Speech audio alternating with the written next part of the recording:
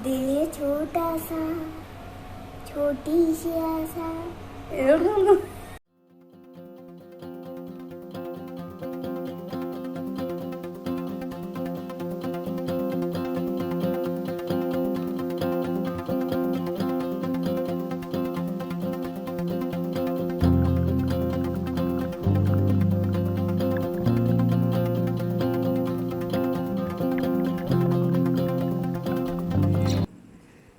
Good morning दोस्तों।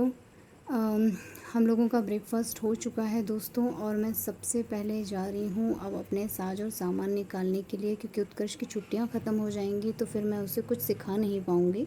तो देखती हूँ क्या कंडीशन है मेरे साज सामान की, और उसे सिखाना शुरू करती हूँ। ओ भाती लगातार दो बेटा, कैशियो में बजाने का यही माइनस पॉइंट होता है। जब आप इसको लगातार दोगे तब कहीं जाके ये कीज़ बजेंगी, ठीक है। बजाओ बजाओ बजाओ, कोशिश करो, ट्राई करो।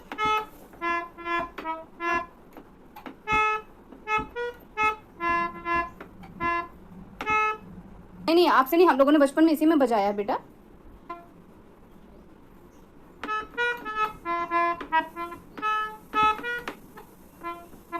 भाती कम दे रहे हो बेटा, भाती बोलते हैं उसको। इस भाती कम दोगे तो यहाँ साउंड नहीं आएगा। भाती लगातार दोगे तभी साउंड प्रॉपर आएगा, ठीक है। ये मम्मा जब 3 साल की थी तब बजाती थी बेटा। अच्छा, एक बताइए कि कंसंट्रेट यहाँ करना है कि यहाँ करना है? ए भगवान, कंसंट्रेट आप कीज पे करोगे, लेकिन वो ये हाथ लगातार ऐसे ऐसे चलते रहना चाहिए। समझ में आ रहा है? ये हाथ एकदम लगातार ऐसे ऐसे, ये रुका तो यहाँ से साउंड नहीं आएगा। करो, ये देखो तारों में आवाज ही नहीं आई।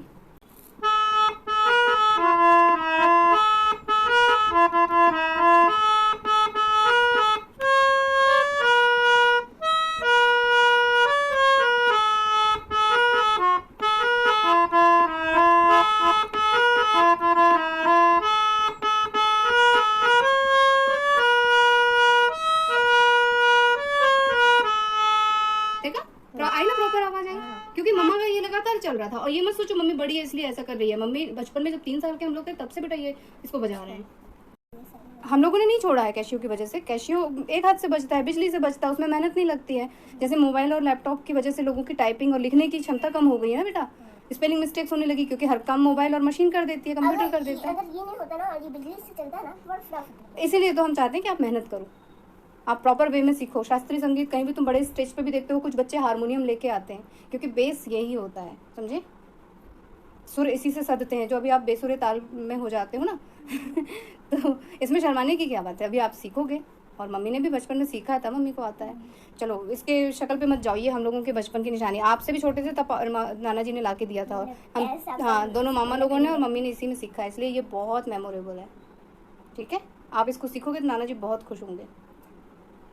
Hello everyone, welcome to my channel. दोस्तों मेरे चैनल में आप सभी का स्वागत है, और जो न्यू सब्सक्राइबर है उनका हार्दिक अभिनंदन है। दोस्तों कैसे हैं आप सब?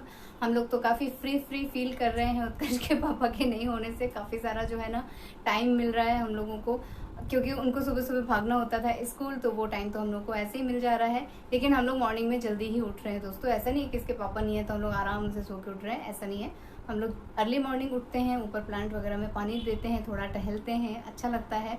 और मैंने आप लोगों को बताया था कि मैं डीप क्लीनिंग करने वाली हूँ, मैंने ऐसा सोचा है। और उसके अलावा हम लोगों ने बहुत सारा एक पूरा लिस्ट बनाई है कि हमें क्या क्या चीज़ें कर लेना है, क्योंकि उत्कर्ष के चाचू भी घर में ही रहने वाले हैं, इसके पापा नहीं है तो वो कहीं बाहर नहीं जा सकते दुकान के काम से। तो क्या हम लोग किस तरह से मैनेज कर सकते हैं, वो सारे काम जो पेंडिंग पड़े हैं वो सब हम लोग अभी करेंगे। और उत्कर्ष ने और उत्कर्ष के चाचू ने तो काम शुरू भी कर दिए हैं। हमारी जो डाइनिंग टेबल की कुर्सियों के रेगजीन खराब हो गए थे, उसके ऊपर इन लोगों ने कपड़े का कवर लगाने का काम शुरू कर दिया है। तो इसको भी बहुत मजा आता है, अपने चाचू के साथ हथौड़ी कील लेके शुरू हो जाते हैं दोनों चाचा भतीजा। आज कितनी चेयर कंप्लीट की है आप लोगों ने? बस 2 की है। जज्बा तो बहुत था, चलो ठीक है। और मौसम जो है आज का फिर बादल वाला ही है दोस्तों। और ये बादल वाला मौसम मुझे नहीं पसंद आता है, मुझे तेज रोशनी ज़्यादा अच्छी लगती है। और आपको एक बात पता है, देखने में भले ये मौसम ऐसा लगता है कि अरे बड़ा ठंडा ठंडा, लेकिन ये बहुत उमस वाला होता है। मुझे रेड फिर से थोड़े थोड़े दाने उभर गए हैं इस मौसम की वजह से, क्योंकि पसीना आना कम नहीं होता है, उमस बहुत ज़्यादा बढ़ जाती है क्योंकि बादल छाए होते हैं ना। और दूसरा, मेरे कुछ प्लांट्स हैं जो रोशनी में ही खिलते हैं, बहुत अच्छे उनके पत्ते वगैरह रहते हैं, और जैसे ही रोशनी कम होती है वो एकदम ऐसे हो जाते हैं उनके पत्ते। तो इस वजह से भी मुझे लगता है कि यार अगर बारिश आना है तो फिर ठीक है, लेकिन अभी ना बारिश है ना कुछ है, अभी 9 तपा तक नहीं लगे हैं और उसके बाद ये हाल है कि धूप गायब, बादल बादल छाए हैं, ठंडी हवा भी नहीं मिल रही है। मतलब सब मौसम अच्छा नहीं है। मुझे ऐसा मौसम बिल्कुल पसंद नहीं है। मैं चाहती हूँ या तो तेज रोशनी रहे, या बारिश हो जाए, या ठंड रहे। ये जो लमसम टाइप का मौसम होता है ना, इसमें कुछ करने का मन भी नहीं करता है। लेकिन मैंने आज काफ़ी सारा काम किया है, वो आप लोग इससे पहले देख ही चुके हैं। और उत्कर्ष को मैंने कोशिश की है कि भैया प्रैक्टिस करो, उससे थोड़ी एक्सरसाइज भी हो जाती है। और जो बेसिक है म्यूज़िक का, मैं चाहती हूँ कि इसे भी आए। कितना ये गेन करता है, कितना मैं सिखा पाती हूँ, वो अलग मुद्दा है, क्योंकि एक टीचर के हाथ में होता है कि उसका स्टूडेंट कितना अच्छा पिकअप करता है। तो मैं अच्छी टीचर तो नहीं हूँ, लेकिन फिर भी मुझे जितना आता है मैं कोशिश करूँगी कि मैं इसे सिखाऊं। दोस्तों, किसी ने मुझसे चेहरे की जो झुर्रियाँ होती हैं, झुर्रियाँ पड़ जाती हैं, उसके लिए कोई होम रेमेडी नुस्खा पूछा था। तो मुझे तो कभी ऐसा हुआ नहीं है दोस्तों, मैंने कहीं भी नोटिस नहीं किया है। मुझे पिगमेंटेशन की प्रॉब्लम ज़रूर रही है, और मेरे हस्बैंड को भी वो झाइयाँ जो होती हैं ना, कहीं कहीं आपको तो अलग स्किन दिखाई देती है, वो गालों में कई लोगों को होती है, और उसके बहुत सारे रीज़न होते हैं। तो वो उस पर मैंने वर्क देखा है, लेकिन झुर्रियाँ अभी तक मुझे नहीं है। लेकिन मेरी जो बुक है या मैंने जो रेमेडी वगैरह पढ़ी है, उसमें ये है कि आप दूध की ठंडी मलाई जो पड़ जाती है ना फ्रिज में, वो ले लीजिए और उसमें नींबू की कुछ बूंद डाल लीजिए, और पहले अपने फेस को अच्छी तरह से वॉश कर लीजिए, और उस मलाई को ऐसे हाथ में रब करके, नींबू पड़ी हुई मलाई को हाथ में रब करके, जहाँ जहाँ आपको झाई है वहाँ पे आप मसाज करिए। और झाइयाँ अक्सर जो है ना गाल पे होती हैं, आंखों के यहाँ होती हैं, या हम जब हंसते हैं तो यहाँ पर भी होती हैं। तो आप यहाँ पे बहुत इजीली वर्क कर सकते हैं। आपको मसाज करके तब तक मलते रहना है हल्के हाथों से सर्कुलर मोशन में, जब तक वो पूरी तरह ऑब्जर्व ना हो जाए। और ऑब्जर्व होने के भी 10-15 मिनट आपको उसको छोड़ देना है, और उसके बाद आपको हल्के गुनगुने पानी से धुल लेना है। साबुन नहीं लगाना है दोस्तों, साबुन बिल्कुल भी नहीं लगाना है, और उसे आपको धुल लेना है। और मैंने कहीं पे पढ़ा था एक टाइम में, और मैं इस चीज़ को फॉलो भी करती हूँ। बहुत कम होता है कि मैं जब कोई स्किन केयर कर रही हूँ और तुरंत मुझे अपना चेहरा पोंछना होता है, सुखाना होता है, तब मैं तौलिए का या टॉवल का इस्तेमाल करती हूँ। अदरवाइज मैंने कहीं सुना था कि जब आप अपने फेस को खूब अच्छे से ठंडे पानी से धुलते हैं ना, तो एक बार तो पूरा पानी ऐसे बह जाता है, उसके बाद जो बचा हुआ पानी है उसको थपथपा के इस तरह से अपने चेहरे पे ऐसे बस हल्के हाथ से थपकी देना चाहिए। उससे क्या होता है, जो हमारे रोम छिद्र होते हैं फेस के, उसके थ्रू थोड़ा सा पानी हमारे स्किन में ऑब्जर्व होता है, तो उससे भी झाइयों में और झुर्रियों में दोनों में बहुत लाभ मिलता है। तो मैं ये प्रोसेस करती हूँ। यूजुअली जब हम ब्रश मंजन करके मुंह धोते हैं, अपना फेस वॉश करते हैं, उस टाइम पे मैं फिर टॉवल नहीं यूज़ करती हूँ। मुझे वो ठंडा ठंडा, वैसे भी गर्मी के मौसम में बहुत कूलिंग लगता है, तो मैं नहीं पोंछती हूँ। और क्योंकि टपकता रहता है पानी, तो मैं उसे थोड़ा थोड़ा हाथों से ऐसे ऐसे ऐसे ऐसे कर लेती हूँ। फिर मैं तो ऊपर छत पे चली जाती हूँ, तो वैसे भी हवा में और उसमें पानी जो है सूख जाता है, लेकिन वो पानी मैं पोंछती नहीं हूँ, वो नेचुरली मैं उसे सूखने देती हूँ। हाँ, लेकिन जब मैं कोई स्किन केयर कर रही हूँ, फेशियल कर रही हूँ, उस टाइम पे तो फिर मुझे पोंछना ही पड़ता है, क्योंकि नेक्स्ट स्टेप अप्लाई करना होता है दोस्तों।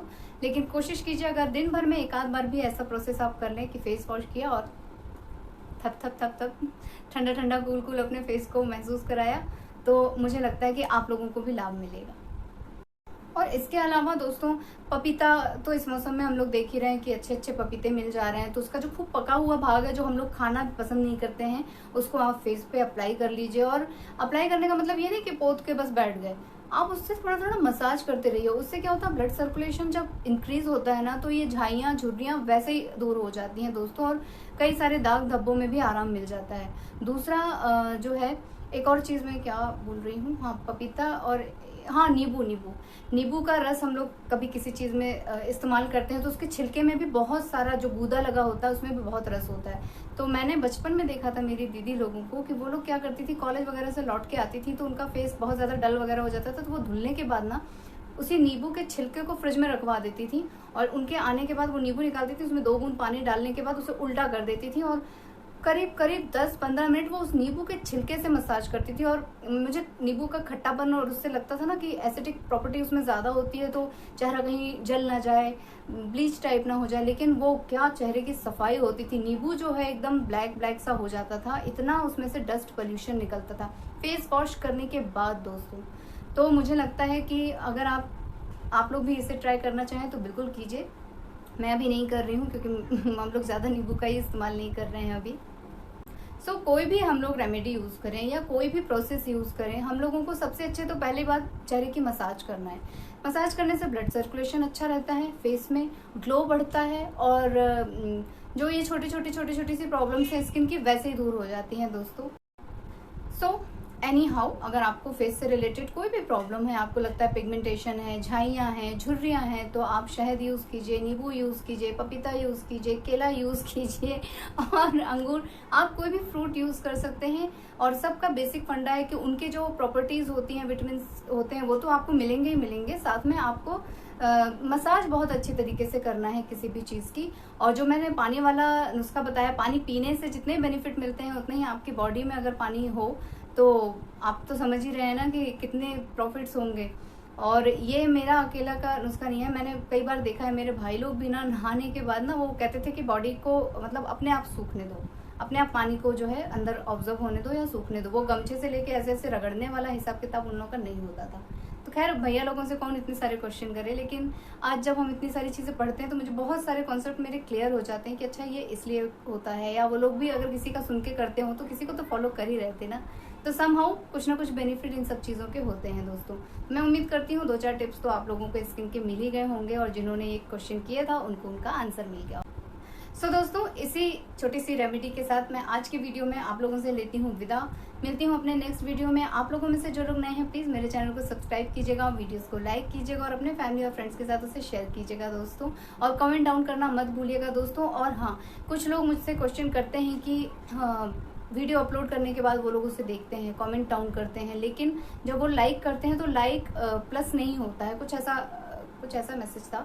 तो ये मैं भी नोटिस करती हूँ कि कमेंट्स बहुत सारे होते हैं लेकिन लाइक्स नहीं होते हैं। तो मुझे पहले ये लगता था कि शायद वो लाइक करना भूल जाते हैं, वीडियो देखते देखते नहीं याद रहता होगा लाइक करने का, कमेंट करके और चले जाते हैं इस वजह से। लेकिन कुछ लोगों ने कंप्लेंट की कि नहीं वो लाइक भी कर रहे हैं फिर भी वो नहीं ले रहा है या माइनस में जा रहा है, तो वो मैं नहीं जानती हूँ इसका क्या रीज़न है। तो देखते हैं, आप लोग लाइक करना मत भूलिएगा, बाकी यूट्यूब के हाथ में छोड़ दीजिए। तो मिलती हूँ अपने नेक्स्ट वीडियो में दोस्तों, अपना ख्याल रखिएगा, tata, take care, bye bye and thank you for watching. Dragonfly भी उड़ रही है और ये काले काले बादल भी छाए हैं, इनके चक्कर में सूरज भगवान हम लोगों से दूर है और मम्मी का मूड ऑफ है। ओ ओ